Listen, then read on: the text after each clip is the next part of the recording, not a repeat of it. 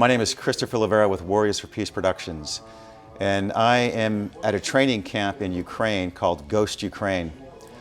Ghost provides critically needed training for soldiers going to the front. They prep them in things like drone warfare, trench warfare, close quarter battle, tactics, combat medicine, etc. And I'm with one of the instructors right now, and he's going to talk about what their mission is here, and in his opinion, from his perspective, why it's important for the United States and the West to continue supporting Ukraine in this fight for their survival. So my first question is, what exactly is the mission of Ghost Ukraine? Our mission is prepare our fighters to restore peace in Ukraine.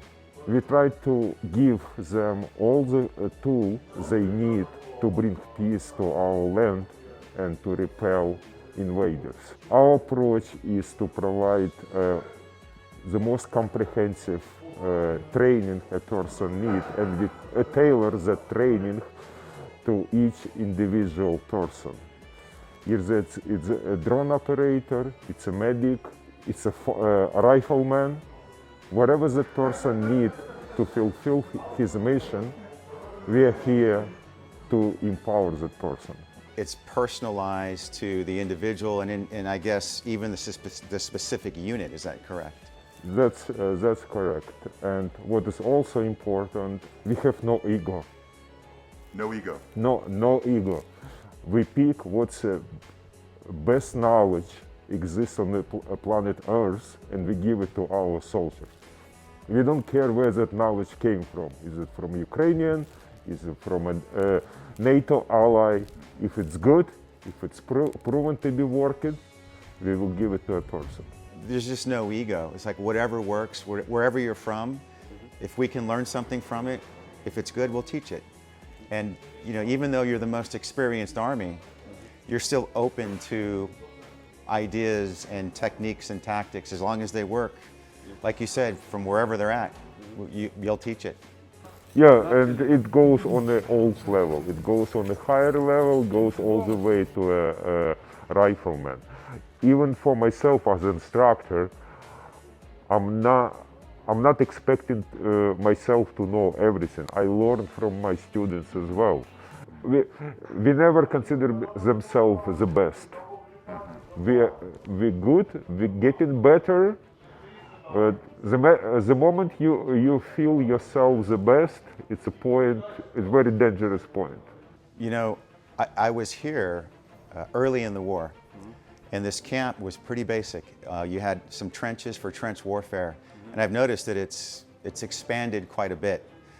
What's also interesting for me is, initially when the war started, the Ukrainians needed outside help for training. But that was 3 years ago. Now, it's safe to say that you're the most experienced army in the world. And I notice all of your trainers now are Ukrainians because they now have the experience.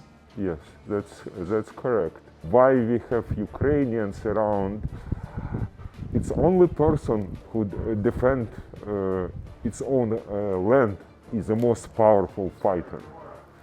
And not to belittle any outsiders, is just a person who needs to protect his family is the most efficient soldier. Yeah, I often say that this is not just a war between Ukraine and Russia. This is a war between good and evil. It's a war between democracy and dictatorship, and the Ukrainians are fighting for the global order. You guys are holding the line for all of us. And so it's a war of survival, right? It's a war of self-defense. And so I don't know that a lot of people understand that. The Ukrainians are literally fighting for their right to exist. And you're right. I mean, there's no more powerful fighter than someone who's defending his home.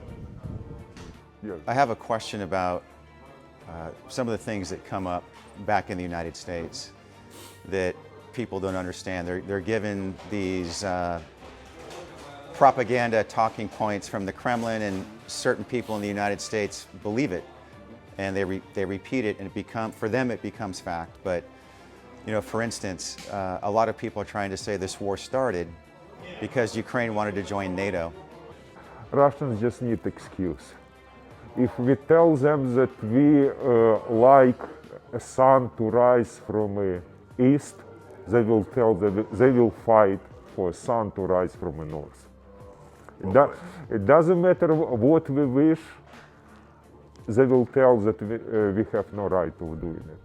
No matter what people say, the reasons that Putin invaded Ukraine, I think people forget that none of those reasons matter because the reality is Ukraine is a sovereign, independent nation state.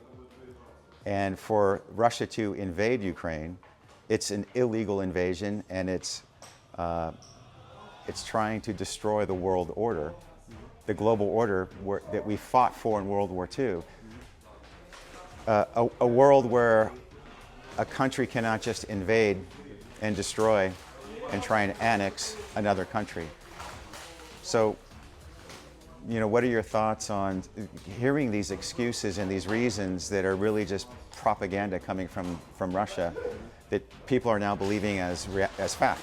I believe that it's not about even a world order.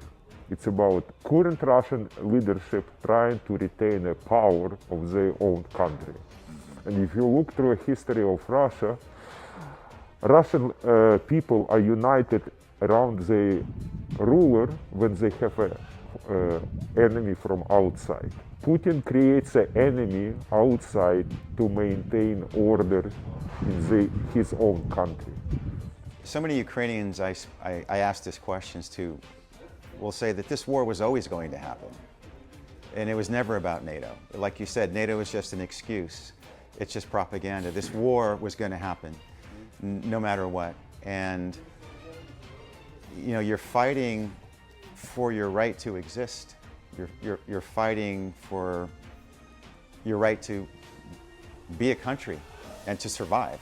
Yeah. And I've been to other parts, I've been throughout Ukraine, and I've seen whole cities that have been leveled, nothing left. Civilians have been targeted since the beginning. The Russians are raping and torturing and kidnapping tens of thousands of Ukrainian children, and now they're being sold on Russian websites. So I don't know that Americans back home really comprehend just what a genocide this truly is. So there are podcasters in the United States that are giving their perspective on this war and on Ukrainians. There's one podcaster, you've probably heard of him, his name is Joe Rogan.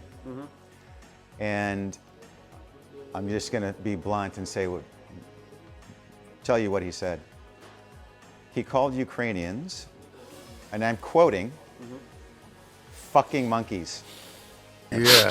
Putin's terrified. Jacked up. We got him, man. We got him. Like, what are you talking about? He has nuclear missiles, you monkeys. Jesus Christ. Fucking monkeys is what he called Ukrainians. For all the podcasters to have opinion, come and experience live here and then tell me your opinion. Experience hearing a drone, a nearby building collapse. With children in it. See a crying child on the street, abandoned dog, and then tell me your opinion. It just seems that some people are upset because you have the nerve of defending your country. I mean, it boggles my mind that somebody would make a statement about a people fighting for their very existence, fighting a genocide that's being waged on them, and then to call you fucking monkeys for doing that. As an American, I feel ashamed that there are people like that who think this way about you and say these things about you. It's disgusting. You know, I hear a lot the question, what's going to happen with this war? And recently, an older Ukrainian woman, babushka, said that we're going to win this war because we have no other choice. And I think what the rest of the world needs to understand is that the Ukrainians are fighting for their right to exist against a genocidal dictator trying to destroy their country. You tell me, wherever you're from, if a foreign power invaded you, would you be willing to give up your land, or would you fight to the death to keep it? And would you want others to come support you? That's all the Ukrainians are asking for. They're not asking for American boots on the ground. They're not asking for anybody to come fight this war for them. They're simply asking to be given the tools and the support they need to fight, to end this war and survive.